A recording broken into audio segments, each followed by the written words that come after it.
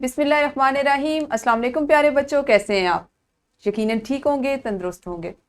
پیارے بچوں، آپ جانتے ہیں ہم پڑھ رہے ہیں اردو اور جماعت ہے ہماری پنجم، سبق نمبر 11 اور آپ کی درسی کتاب کا سبق نمبر 11، اس کا عنوان ہے تم ہو پاسباں اس کے۔ سب سے پہلے ہمیشہ کی طرح ہم بات کریں گے کہ ہم نے اپنے 11ویں سبق کو کتنے حصوں میں تقسیم کرنا ہے، آنے والے کتنے دنوں میں ہم نے اس کو پڑھنا ہے۔ سبق نمبر 11.1 اور اس دن آپ سیکھیں گے حروف جار، حروف عطف اور حروف شرط و جزا کا درست استعمال کر سکیں۔ سبق نمبر 11.2 اس دن میں ہمارے حاصلات تعلم ہوں گے موقع محل کے مطابق محاورات کو اپنی تحریر میں استعمال کر سکیں۔ اسی دن آپ سیکھیں گے اسم معرفہ اور اسم نکرہ کا درست استعمال کر سکیں۔ سبق نمبر 11.3 حاصل تعلم ہوگا تذکیر و تانیث، جس میں جاندار اور بے جان کے مطابق افعال کا جملوں میں استعمال کر سکیں۔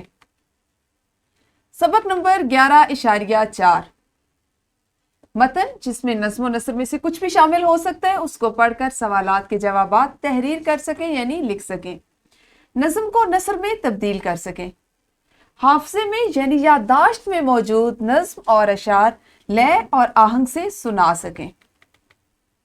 سبق نمبر 11.5 شعر یا نظم پڑھ کر اس کا مفہوم لکھ سکیں، کہانیوں کے کرداروں اور نظموں میں دیے گئے فطری مناظر، کیفیات اور حالات پر اپنے جذبات اور احساسات کا اظہار کر سکیں، ذرائع ابلاغ یا دیگر ایسے ہی ذرائع سے نظمیں اور گیت وغیرہ سن کر دوسروں کو سنا سکیں۔